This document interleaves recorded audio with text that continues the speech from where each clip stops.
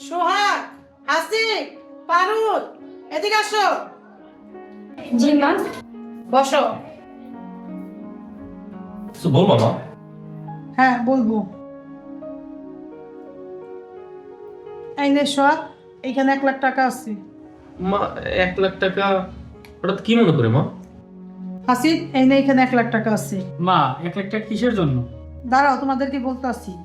পারুল, এই নে 1 লাখ টাকা। মা এটা কিসের টাকা? বলতে আসি, তোরা সবাই মনোযোগ দিয়ে শোন। তোদেরকে আমি 1 লাখ করে টাকা দিছি।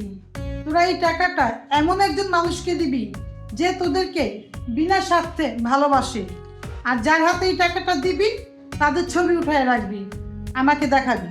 কি বলো মা, এখনকার দিনে কেউ কাউকে কি স্বার্থ ছাড়া ভালোবাসে? তোরা খুঁজে নিবি, বুদ্ধি খাটা, তাহলেই পারবি। মা তো বয়স হয়ে গেছে, মার মাথাটা খারাপ হয়ে গেছে। যাক, আমি তো 1 লাখ টাকা পাইলাম। যাই হোক, ভালোই হয়েছে, 1 লাখ টাকা তো পেলাম। মা যেহেতু বলছে, বুঝে শুনেই বলছে, সে করেই হোক আমার খুঁজে বের করতেই হবে। আচ্ছা ঠিক আছে মা, আমি তাহলে গেলাম। আমরা আসি, চল পারো।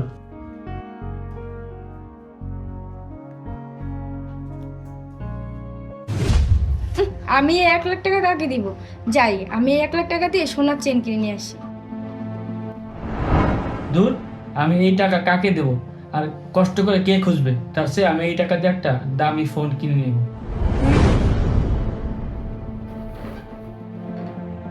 আচ্ছা, মা তো আমাকে 1 লাখ টাকা দিয়ে বললো যে এই টাকাটা এমন কাউকে দিতে যে আমাকে বিনা স্বার্থে ভালোবাসে। কিন্তু এরকম তো কাউকে আমি দেখি না যে আমাকে বিনা স্বার্থে ভালোবাসে। মা তো বলছে বুদ্ধি খাটাতে, একটু বুদ্ধি খাটিয়ে দেখি তো কে হতে পারে।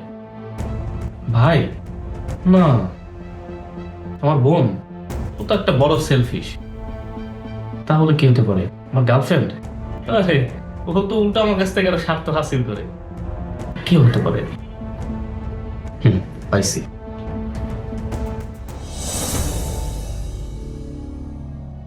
তাহলে বল তোরা, আমার দেওয়া কাজটা কে কে কমপ্লিট করছো? মা, তুমি এসব কি নাটক শুরু করছো? আর টাকা কামাতে যে কত কষ্ট তুমি তো এটা জানোই। আমি 1 লাখ টাকা এমনি এমনি কাউকে দিয়ে দিব? আমি 1 লাখ টাকা কাউকে দেও নাই, কাউকে খুঁজিও নাই। আমি 1 লাখ টাকা দিয়ে একটা স্বর্ণের চেন কিনে নিয়ে এসেছি।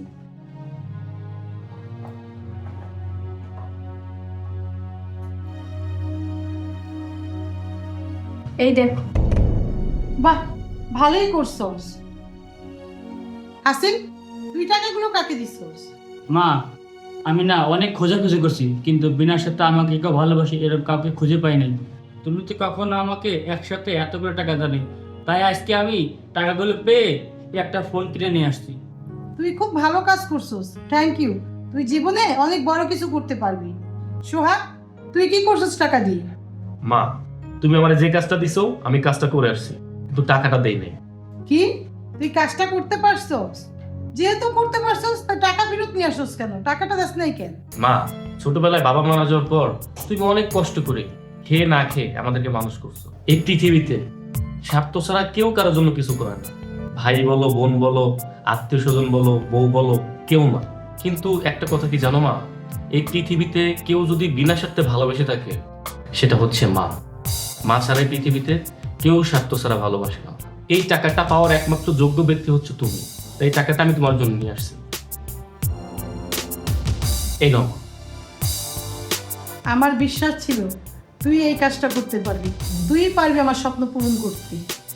তোর বাবা মারা যাওয়ার পর আমি অনেক কষ্ট করে এই ব্যবসা বাণিজ্য ধরে রাখছি। এখন থেকে এই ব্যবসা বাণিজ্যের সমস্ত দায়িত্ব আমি তোকে দিচ্ছি। আমার বিশ্বাস তুই এই দায়িত্বটা পালন করতে পারবি। মা, তুমি এগুলো কি বলতেছো? ভাইয়ার সব ব্যবসা বাণিজ্য বুঝে দিয়েছো। ভাইয়া কি তোমার সন্তান? আমরা কি সন্তান না? ব্যবসা বাণিজ্য আমরাও বুঝি, আমাদের ভাগ আমাদের বুঝিয়ে দেবো। মা, ও তো ঠিকই বলছে, ভাইকে সব দেবে মানে সন্তান এসে একা এক ছেলেকে দেবে, আমাদের দিতে হবে। চুপ থাক তোরা। একটা কাজ দিচ্ছি, সেই কাজটা ঠিক মতো তোমরা করতে পারো নাই। আসো ব্যবসার ভাগ বুঝে নিতে। আমি খুব ভালো করেই জানি যে আমার এই ব্যবসার জন্য যোগ্য কে। আমি তাকেই ব্যবসা বুঝাই দিছি। তোরা এই ব্যবসা বাণিজ্য সয় সম্পত্তিতে কিচ্ছু তোরা পাবি না, সবকিছু সোহাগের বুঝাই দিছি। আর সোহাগ তোদেরকে প্রত্যেক মাসে 20,000 টাকা করে দিবে। প্রতি মাসে তোরা হাত খরচের জন্য 20,000 টাকা পাবি। এর বেশি একটা টাকাও তোরা কেউ পাবি না। আর এটাই আমার শেষ কথা। ওর বাবা। মা, আমি ছোটবেলা থেকে তোমার আদর্শে বড় হয়েছি। তুমি দোয়া করো আমি যেন তোমার দায়িত্ব পালন করতে পারি। আর আমার দুই ভাই বোনকে নিয়ে একসাথে থাকতে পারি।